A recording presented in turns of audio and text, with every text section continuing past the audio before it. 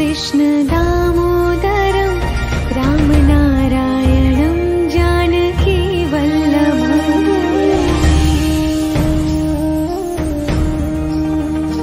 अच्युतं केशवं कृष्ण दामोदरं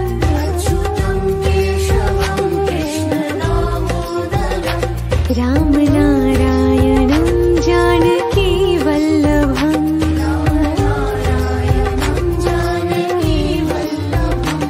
कौन कहते हैं भगवान आते नहीं,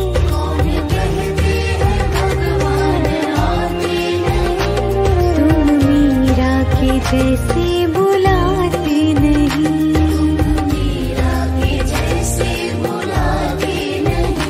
अच्युतं केशवं कृष्ण